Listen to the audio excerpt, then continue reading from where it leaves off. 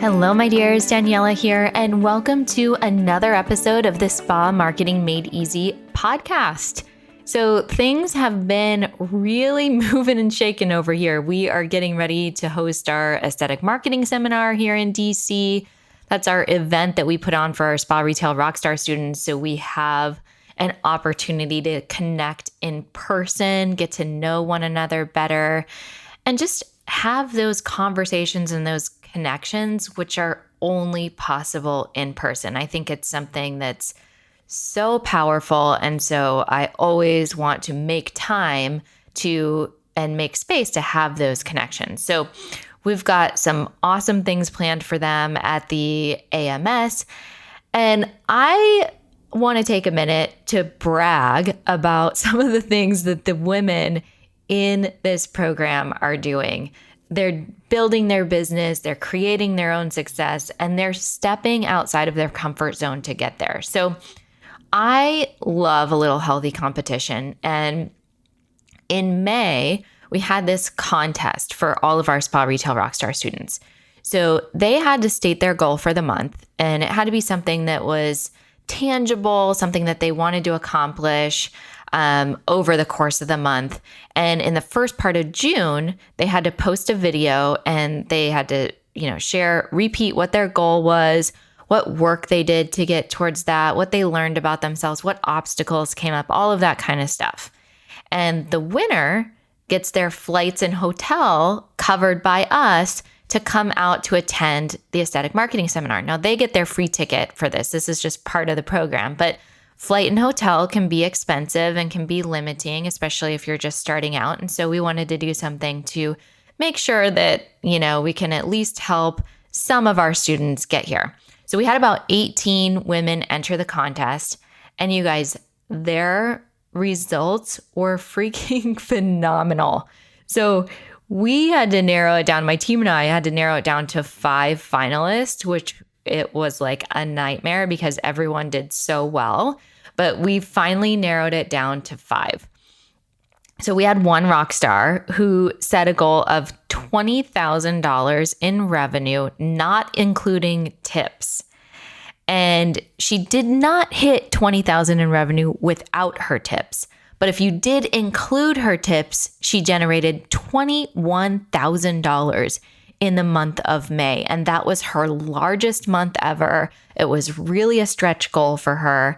And I'm not using her name just to be respectful of her financials.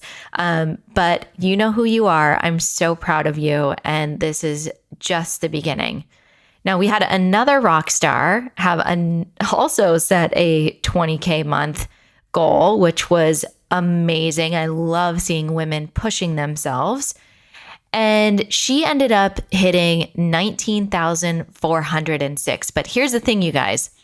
She had so many crazy obstacles. Like her product was back ordered, and then not only was it back ordered, then they said, "Oh no, it's not even going to get here in May." So she had all these things that she could have looked at as like, "Oh my gosh, there's no way I'm going to hit my goal if I don't have my product. I've got to be able to sell my product," and all of this. And then she also made some personal choices that said, you know what, this is my goal, but family's my priority.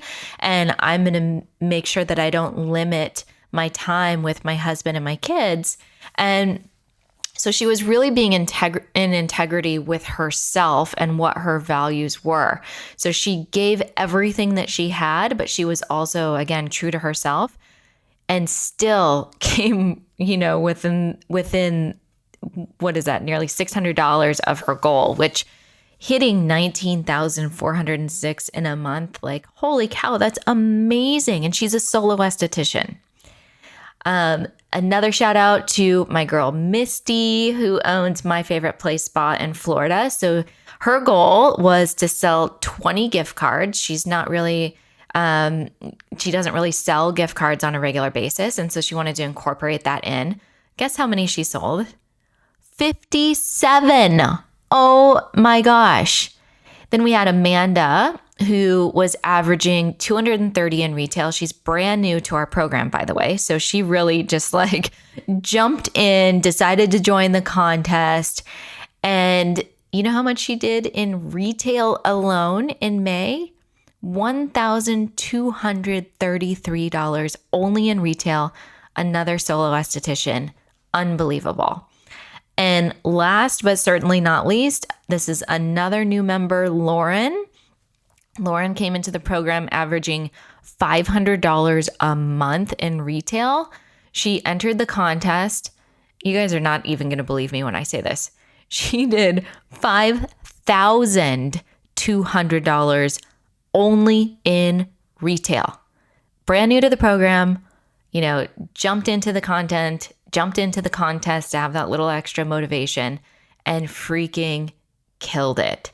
So I'm just like blown away by the results of these women. And, one thing that was this overarching theme of what these women learned is that they were the ones holding themselves back. They were the ones limiting themselves.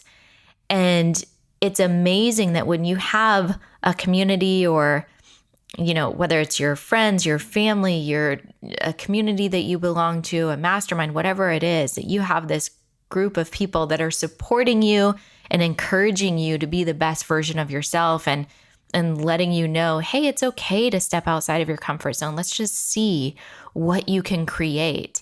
And watching them smash their goals. I mean, Misty set a goal of 20 gift cards and did 57. She more than doubled her goal. She nearly tripled her goal. And that was just like, wow, look what you can actually create when you put focus on it. Imagine if you put a lot of energy in that, how much further you can go. And these are life-changing things. I mean, look at Lauren, $500 a month to over $5,000 a month. If she continues with this, which there's no reason why she cannot, and she'll probably go higher, that's an extra $60,000 a year, you guys. Unbelievable. So anyway, I just had to give them a shout out. I am so proud and so honored to be able to work with these women and support these women inside of Spa Retail Rockstar. It's honestly such an honor. So had to give a shout out to them, but let's move on to our topic of the day. And it actually kind of relates to the contest, which is why I threw that in, because I did an interview with Shannon. She is an esthetician. She's the founder of iSugarUniversity. And she and we actually met at a business conference. We'd kind of known each other from being in the esthetician space in this world through Facebook groups and stuff like that. But we were at the same conference in California. And I was walking out of the session going to lunch, and I just felt someone grab me and be like, hey. And I turned around and she's like, you're the Addo girl. I recognize your hair. Don't ever cut your hair. I was like, oh my gosh, who is this woman? I love her. This is hilarious. So we connected. I had to run to lunch, but we connected after and got to chatting. And I was like, gosh, this woman has such an amazing heart. I'm so impressed by what she's doing to elevate the spa industry. And, we get into, her niche is sugaring, and it wasn't always though. And so we kind of get into her story of how she got into sugaring and how, how she was able to niche down. But the conversation got so much deeper, and she and I have a lot of things in alignment of, similar challenges that we've gone through in our lives. But kind of that same overarching theme is like, you typically are the one who holds yourself back more than anyone else. And when you do have those obstacles, it's your choice of how you want to look at them. Are you a victim, or are you going to look at this as a learning opportunity? So it's a beautiful interview, beautiful story. I love Shannon. I love what she's doing for this industry. So get some notes. This one you might want to listen to twice, but it's an awesome, awesome interview. So without further ado, let's go ahead and play that conversation with Shannon. All right, Shannon with iSugarUniversity. I'm so excited to have you on this episode. I know you have such an amazing story to share of your journey in the world of aesthetics. I love bringing people on who have those unique journeys. So welcome to the show. Well, thank you, Mama. I am happy to be here. I have a unique journey with a unique art of sugaring. So for our listeners, for the estheticians who maybe don't know who you are, can you give a little bit of background about, yourself and what you're doing today? Sure. So I have been an esthetician for a really long time. I think we're on 17 years. And I started out at Canyon Ranch Spa Club in Las Vegas, believe it or not. And Viva Las Vegas. Yes, it is all that and more. And that was a long time ago. And I bought a day spa in beautiful South Lake Tahoe. So I moved my family there. And I did the day spa owner thing. And then I moved down to Folsom, which is just outside of Sacramento, about an hour and a half down the mountain. And I started over again. And I started my practice. It was just a little solo practice. And I actually would travel back up to my day spa and run the day spa an hour and a half away up the mountain. I would drop my kids off at school and then head up to the day spa and work there a little bit and run back down and pick them up. And then I sold it because that became too much. And the recession hit. And I had to quickly figure out when people were starting to drop facials because it wasn't in the budget. I had to figure out what to do with myself. So I had taken a sugaring class and I thought, we've got something here. No one else is really doing this. And now it has grown to a very, very successful practice where we are about 95% body sugaring. Wow. And I own Sugar Mamas in Folsom. I know everyone, my clients actually named me that. Really? And so now I have estheticians that sugar underneath us and underneath me and a full front desk staff and a boutique. And it has just exploded better than I could ever imagine. And I see you've got your pink earrings on. I know that pink is your branded color. So I love that. Always representing the brand. You know what's funny about that is I'm so not a girly pink person. And I was looking for a color that would really kind of represent me and what we're doing with the brand. And orchid is the color that came up. And so it's kind of an orchidy pink look is what we're going for because it's strong. It's orchid is the color of orchid symbolizes loyalty and strength and passion. And so I thought, that is more like me. So pink, I don't know. I'm not very girly, believe it or not, being in the beauty industry, but orchid is our color. I stand corrected. You're beautiful. Orchid. No, it's more detail than it is correction. So it's fun. So tell me a little bit about sugaring because, I come from, a medical environment and I've worked in a resort spa. I've worked in a day spa before, but my bulk of my experience is in that medical world. And so waxing is not my friend. I'm all about laser hair removal. I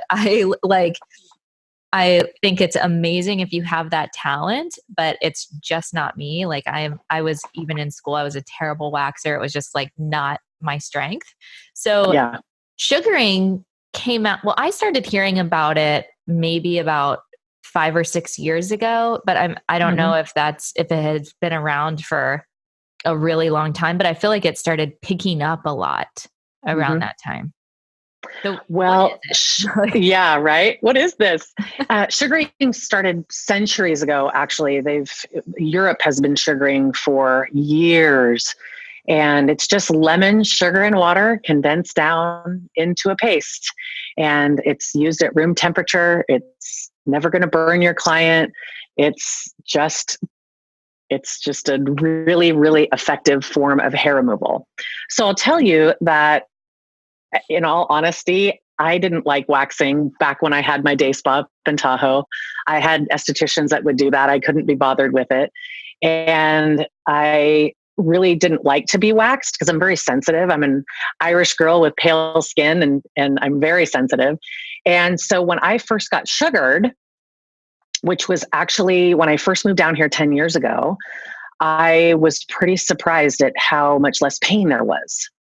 And so I thought, well, I probably should learn how to do this because there's so many clients like myself that it like you break out with wax and you have a histamine reaction really easily, or your lip stays red for days, or, you've had a waxing accident, maybe with an esthetician that you got your bikini done. And it just seemed very daunting to wax. And so when I learned how to sugar and it wasn't hot and my little sensitive skin could handle it, I thought, there's something here. And so I learned how to do it, and it's the best decision I ever made for my business. And what's interesting is, so I've been sugaring now in my treatment room for about 9 years, and it's, again, the best decision I ever made. But, when people say that they're in the medical field, I love to hear that because we have so many people that have medical sensitive skin, or you're doing maybe procedures that are more advanced and we have to be very, very careful with sensitive skin. In the past, we would say, oh, well, make sure, don't wax. Mm-hmm. Well, now we can offer people an alternative with sugaring because it's not hot. It doesn't cause the same irritation, swelling, redness, inflammation. And so there's an option for folks, obviously with care, but people that have undergone cancer treatment or have an autoimmune disorder with doctors okay, obviously, and not under, any sort of medical, current, like if they're going through chemo treatments or radiation, you wouldn't do, any sort of hair removal. But you can sugar now because it's not hot. It's not going to cause the inflammation that would someone that's undergoing treatments would struggle with. So for them now. So let me ask you this, because I, again, am not a waxer or sugarer. So this is all new to me because the way that we approach with laser hair removal is completely different.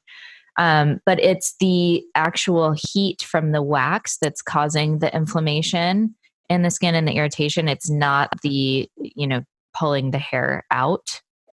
It's both. But what's interesting is we sugar in the opposite way of waxers. So I tell people, I always give people my carrot analogy. So imagine carrots growing in the garden. The green leafy part comes out of the soil and the orange part is down in the soil, much like a hair inside the follicle, right? Mm-hmm. So with wax, we actually put that hot wax over the surface of the skin. It shrink wraps around the green leafy part and rips the hair out against the direction of hair growth, right? Mm-hmm. With sugar, we go the opposite direction. It has those green leafy parts stand straight up. We mold the sugar over a few times to kind of pack it down around the orange part of the carrot. And then we slide with a flick. We slide the hair out with the direction of hair growth. So there is less chance for breakage, irritation. The hair doesn't like to be snapped out. It likes to be slid out or guided out of the follicle. So because there's less heat, because we're sliding it out in the direction of hair growth, there's less chance for ingrowns, irritation, breaking that hair. And so the result is beautiful, smooth skin instead of red, irritated skin, which is why it's really great for sensitive skin. So if that's the case, why do you think that waxing is so commonplace and sugaring is not as much commonplace? Right. So waxing is what we learn in school. Mm-hmm. It's what everyone learns how to do. It's what we have been doing here in the US for forever, and we just do what we're taught. And sugaring has come around, honestly, in the US, it's been quite a while. I'd say there's some estheticians out there that have been sugaring for 20 years and just have never said anything. Mm-hmm. And now with social media, it's becoming more popular, thankfully. And I think that now we're realizing that, oh, wait, there's other options out there. And sugaring is not easy you can't just buy a jar of sugar and pick it out of the jar easily with your hand and do the technique. It's something that needs to be taught and you need to practice a ton. So a lot of estheticians are just not patient with it because, it's this gooey stuff that they don't want to, they don't want to mess with. And it's interesting that you say you're not a waxer or not a sugarer, but you are someone who cares for the skin. And so if you care for the skin and someone comes in and says, oh, I have these hormonal hairs, or, oh, I just have all this hair on my hairline, or, can you clean up my brows just so that, the finished product is beautiful skin with not a lot of extra hair growth around. Now you have an option with sugaring. You can learn how to sugar, which does take a little bit, and you could actually become a sugar professional on your list of tools in your tool belt to really have a beautiful finished result for your clients. So I might make you a sugarer. You never know. I don't know. We'll see. I'll yeah. try. Well, imagine if, client comes into you and you're really working hard to make their skin glowing and perfect. Why not be the one that, you don't have to do Brazilians, you can just do the lip, do the brows, maybe the vellus hair on the cheeks if they've been taking hormones.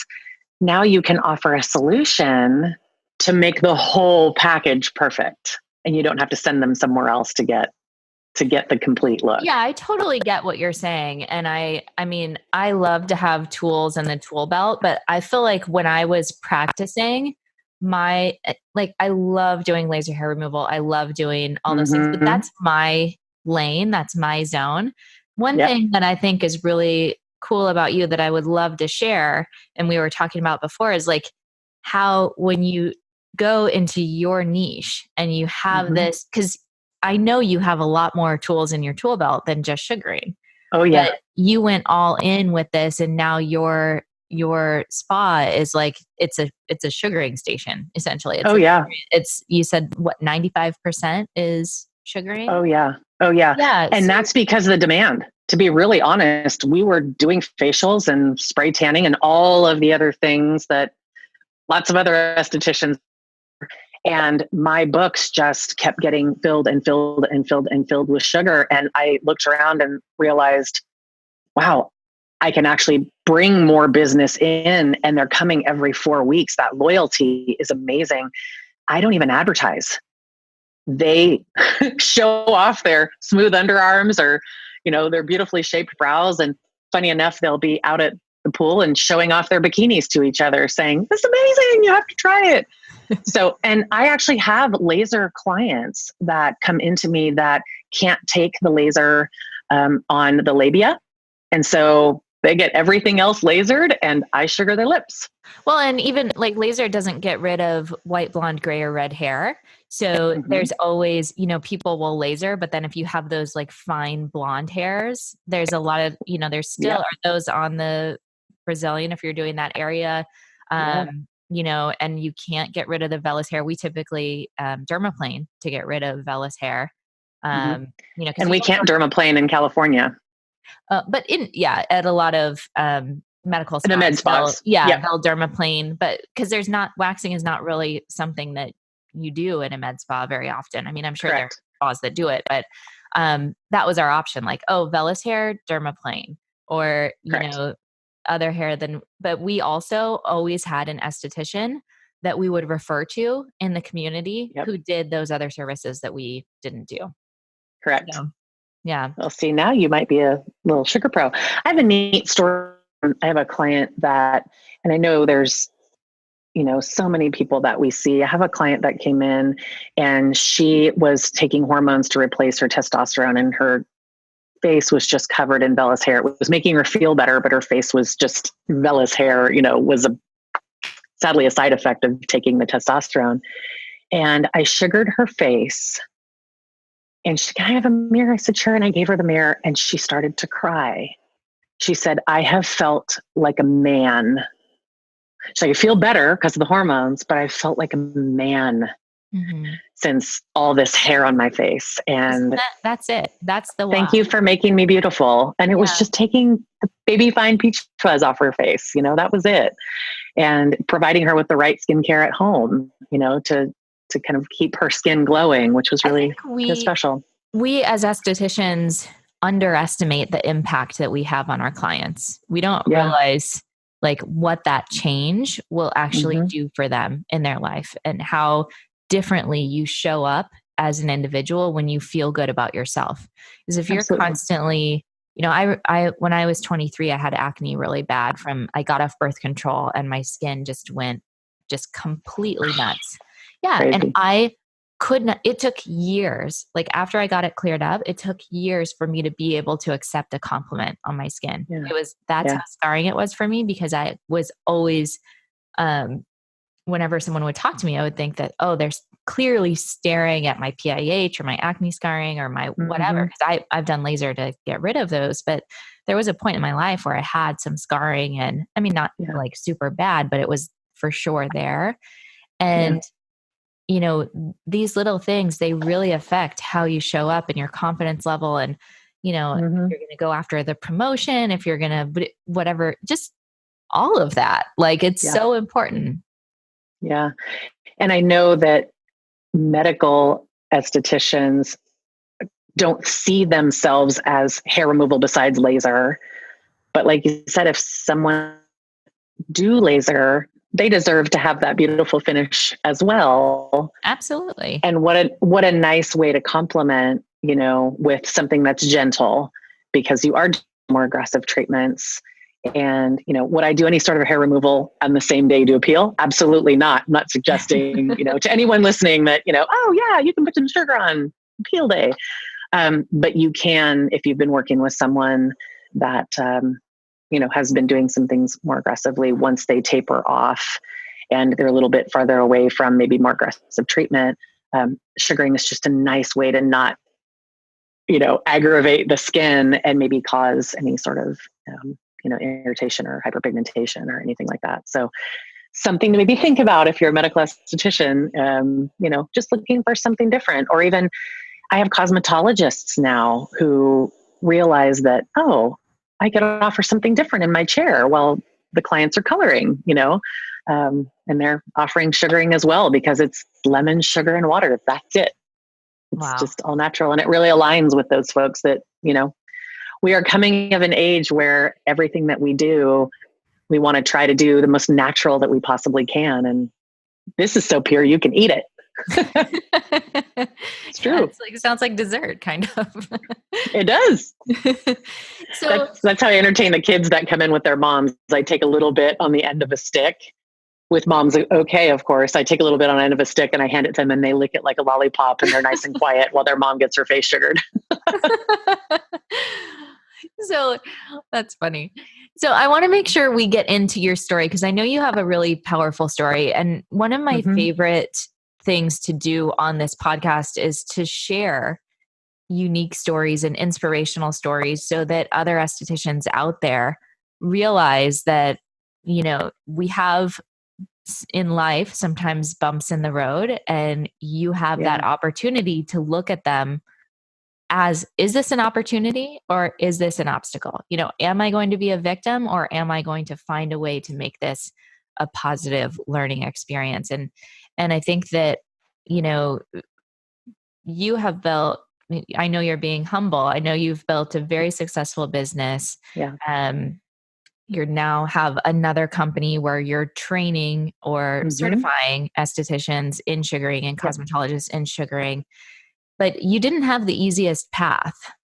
So I know, Yeah. tell us about that. Tell us how what do you feel like got you through the more challenging years to get to this place where you're in a really successful, Yeah. spot? It has been a journey, and I, quickly brushed over everything in the beginning when I kind of told you the route that I took. You know, I started as in this life. I have a college degree. I'm actually a credentialed elementary school teacher, believe it or not. And then I went into the corporate world because I couldn't make enough money doing that. And I think we all have a backstory of, we tried this, we tried that. And then I went to my dad and I said, I know I was valedictorian of my college class, and I know that I have this really amazing corporate job, but I don't love any of it. And I really want to try something new. And so I went back to aesthetic school, and I took the leap. And it was a journey. And, when I opened the day spa, it was one of the most amazing challenges I've ever done. But even bigger than that was when I sold it, because I sold it, and it was in the middle of a divorce, which we are good friends now. So this isn't a tragic story by any stretch. And my boys are great. But when I said I had to move down the hill just outside of Sacramento, I started over again. I had two small boys. They were in preschool and second grade at the time. And I packed up my U-Haul and I moved down the hill, and I wasn't quite sure how I was going to make it all work. And these two little boys are looking at me like, we want to go here. We want to have this, and to look at them and say, well, maybe not this Christmas. It was tough. And when the recession hit, and what I knew how to do, which was facials and, spa treatments and all of these amazing things, people weren't paying for that anymore. And I really had to ask myself, okay, do I suck it up and go back to the corporate world, or do I hang in there and stay true to what I've known this whole time, which was in my heart, was aesthetics? And I looked up at the ceiling a lot, and you at night you look up and you think, okay, well, where's the answer? It's somewhere up there, right? And I hung in there, and I learned how to sugar, and I added it to services, and slowly added doing more and more people, and would just ask them, hey, if you really enjoyed this, the best thing you could do is let a friend know. That would really be helpful for me in my small business. And I will tell you, Daniela, there were many days where I thought, I can't feed my family, doing this. Maybe I should go back to corporate. Maybe I should get, the solid paycheck. And thankfully I have amazing aesthetic friends who are just have been cheerleaders along the way. And they said, girl, if you stop doing aesthetics, I'm going to come down there and pull you by the ear back into the treatment room. So I thank them every day, and I remind them of those days when, like I said, when the recession hit and everyone was just having a hard time. And so I hung in there. I don't really quite know how I made it. And I will tell anyone, if they are in the same boat, hang in there. You got this. Just keep being true to who you are. Keep on keeping on. And the funny part is, when I had the in Tahoe, I told you that, I didn't have any part of waxing. And my former staff, who is still there, laugh and say, Shannon does bikinis? What? I mean, I was as likely to do a Brazilian as you are. I literally would say to anyone, I am not a waxer. That's a pretty bold statement. Right? No, I will, Brazilians, no thanks, and it was out of survival and out of, I have to get good at this now to feed my boys, that I hung in there and did it. And I never in this world thought that I would be like the queen of Brazilians. No joke, on the average full workday, I'm sugaring, just me, not the estheticians in my shop. I'm sugaring 18 to 20 a day on average. Brazilians. This girl who never ever thought she'd ever do a bikini in a Brazilian, let alone be really, really good at it. So if I can do it. What's really powerful to me is that, divorce is I'm divorced, and I never thought I would be. Yeah. Nobody gets married thinking that they're going to be divorced. No. But I got divorced at 30. I think I was 30. And I remember leaving, everything that I had and starting over completely from scratch. And it was, I have a great ex-husband, and we had a great divorce. It was great. Yeah, we did too. But, we just weren't, after 9 years, it was like, okay, we're not on the same path. What we want is different. And I started completely from scratch. And it was hard. And you do have moments where you feel like I didn't have children at the time. And so, it's a completely different space when you have kids and you're wanting to be Yeah. there to support them and feed them and care for them. Yeah. It's a whole other, like, something that thankfully I didn't have to deal with. But um, I know there are estheticians out there right now who are Yeah. going through divorces, and they're in that state.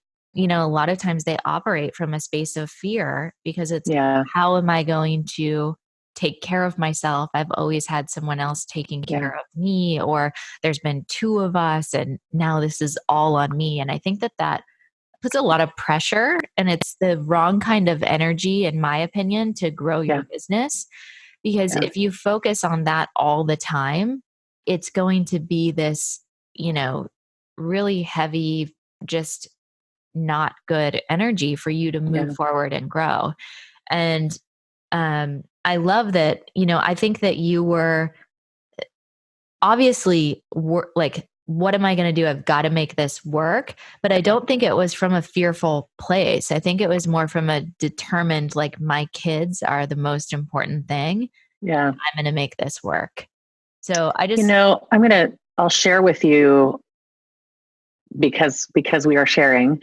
At the time, my dad died, who was my hero, and my dog died, who was by my side through babies and miscarriages, and that was in 2010. So here I was, my hero was gone, my sidekick, my puppy was gone after 12 years. The recession hit.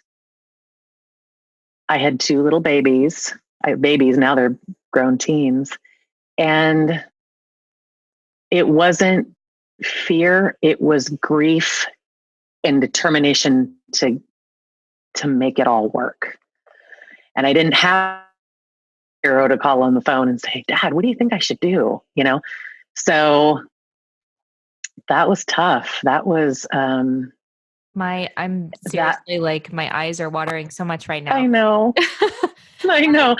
And I didn't want to make it sad, but and so, like you said, there's these people out here that are listening to this show, and, we make it seem like, oh, we're sugaring. This is great. The medical aesthetics. This is great. We have all this great stuff. And, Rachel Hollis once said, don't judge your success by my success. I'm 15 years into this and you're, 5 years into this or whatever. And to be honest, I was at that place when I really didn't know if I would ever not be sad again. And now here I am, and I've got a show, and we're singing and we're sugaring, and we're, Adam Levine is playing his sugar song. I got orchid earrings on, all is well. And it's this, like, Phoenix process that I've already gone through, to kind of rising up from really losing everything to just hanging in there. And now I'm remarried and I have 5 children and this beautiful home. I mean, I remember when I didn't know if I could pay the rent in my apartment on the first, and this beautiful studio, but it didn't come without a little fear and a little determination and a whole lot of planning and just really being smart about not trying to be all things to all people, which is how we niched it down to just sugar, because I realized, to be very genuine, I talk a lot. And it was easier for me to have clients coming in and sugaring them than it was to do peaceful, quiet hour-and-a-half facial. So I really had to ask myself, what am I good at? And the sugaring just took off. And I think the universe said, oh, girl, you are going to be the sugar mama. You never thought the universe would take you there. But, here you go. So it did. There was grief, and there was sadness, and there was fear, and there was hope, and a lot of that. So I hope that for those of your listeners that are out there, you can understand that you may feel super, super sad, but it will get better. I promise you. We're living proof of this. This too shall pass is so true. Mm-hmm. And you can't feel it sometimes when you're staring at the ceiling, wondering how you're going to make all this happen.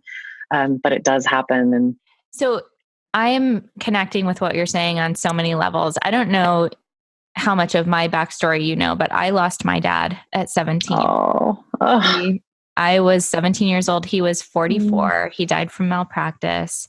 So, and he was my hero. And he was the person that I looked up to for everything. And my whole 20s, I spent on like there was a fire under my ass because I was going because I felt like I needed to prove myself to my dad. And it wasn't happening because he wasn't there to say, I'm proud of you. You're successful. So I was chasing titles and money, and like I needed to make this amount of money to be successful. And then when I got there, then it was never enough. And it wasn't until that full breakdown of getting divorced, of starting from scratch, of my 30s, which I'm 38 now, but my 30s have been the most beautiful decade because I felt like it's me truly coming into me and being okay with who I am and what I believe, and all of just being okay with yourself, and in my 20s, I wasn't in a space that I could be okay with myself. And I think there's a lot of women who struggle with that in their 20s and at whatever age, it doesn't really matter. But where do you think that drive comes from? Because I know I have it and you have it. Do you think that's learned, or do you think that's something that's in who you are as in like ingrained in your DNA? I think a lot of that came from him. A lot of that came from him being my hero, and your dad was your hero, and saying, "Girl, you got this." And when he was physically gone, I had to figure out someone or something else to say, "You got this." It was me. Like I had to say that finally to myself. No one else was going to say it for me. So I had to say, no, you really do got this. And, I raised my boy to support me. And they knew that I was a single mama making it happen. And I shared with them the trials and tribulations without stressing them out. They were still growing up in elementary and middle school. And the one thing I will tell you now that I'm really kind of processing this, listening to you, is I became a student. I became a student of grief, and I read a lot about what does it mean to be this sad. And I became a student of sugar because I was already an esthetician. And I really was like, I was terrible, Daniela, in the beginning. I was the worst student in class. In fact, I'm going to interview one of the classmates. She's still in town. And I was really bad. Like I could not take the sugar off someone's leg to save my life.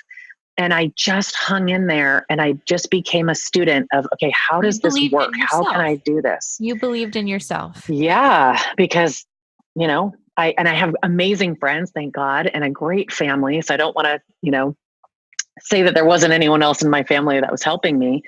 But I really became a student, and I really dug deep on how to budget myself as a single mom with one salary. And there was no child support coming in, how to better myself in a skill, how to be sad and be okay with being sad, because I didn't want to show my sadness to the kids too much because they were still little and they loved their papa. And so I had to put on the smiley face, but I had to really be a student. And I think that's important for people to understand that it's okay to be a student of whatever it is, be a student of yourself, be a student of learning how to do divorce right. So many of these. How do you do that? Too. Well, we both figured it out, but right. I think that so many of the lessons that we learn in life help us to become better entrepreneurs and better teachers, because I feel like being an entrepreneur, you're solving problems, right? You're solving problems, and you're dealing with a lot of judgment day to day. whether it's from other people or from yourself or whatever. Who am I to be doing this?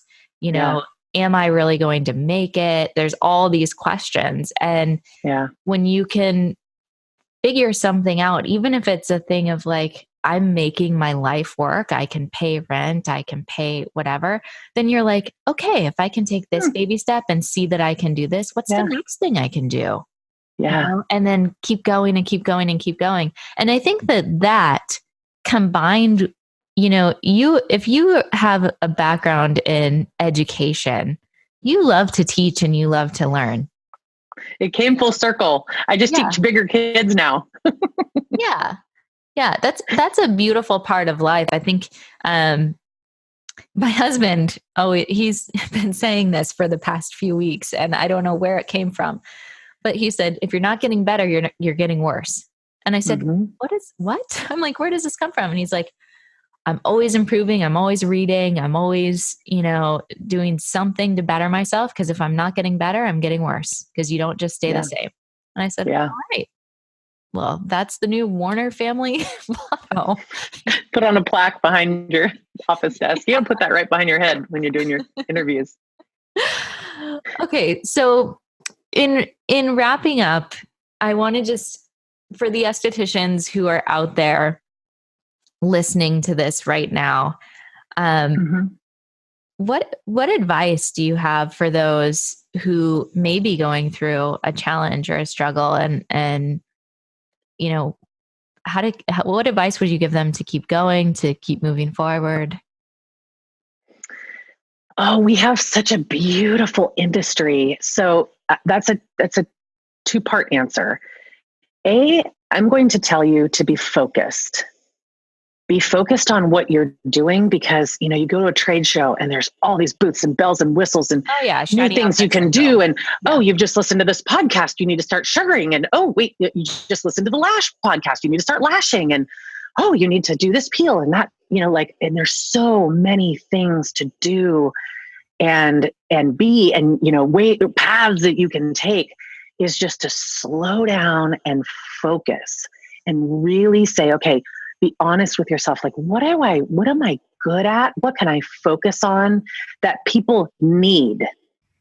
You know, people need me to sugar them. Sounds funny, but I bring to them like a swagger, a confidence, you know, because they're smooth, whether it's their face, their bikini, or their legs, like that's what I can offer. And when I go to a show, I think, maybe I should bring back facials and do that really amazing, you know, pen or thing that they're doing, you know, the needling or lashing, or maybe I should do all those things, you know, all things. But you don't need to. Just focus. And if you decide to bring a couple things in, great, focus on that and be really good at that and really honor that. And the reason why I say it's two parts is because it's really about the clients, right? So we do this, yes, because we love the skin and the science and all of that. But really, if you're having any doubts, just check in with your clients. They adore you, even if you only have 4 clients. When I moved down here, I knew no one. My kids weren't old enough to be in Little League yet, so I couldn't meet the moms, you know? And so I got a couple of clients just by people I had met. I met a lady in a sushi bar and I said, here's my card. And they're still my clients today. So I say to you, focus on what you're good at and really be a student and really get amazing at that. And then check in for your strength with your clients. If you just have a few, and you will really find that passion again. And ask your clients to tell a few friends that you really appreciate it, you know, and next thing you know, you're doing a few more of their friends and you're doing a few more of their friends. And now it really picks you up. And don't let any of the haters, or there's a client that didn't love what you did. There's going to be those, that's okay. But focus on your clients, focus on what you're amazing at. Don't get worried about all the super shiny objects that can sidetrack you. And I promise you, you will be in a position that you and I are here to then turn and share that wisdom.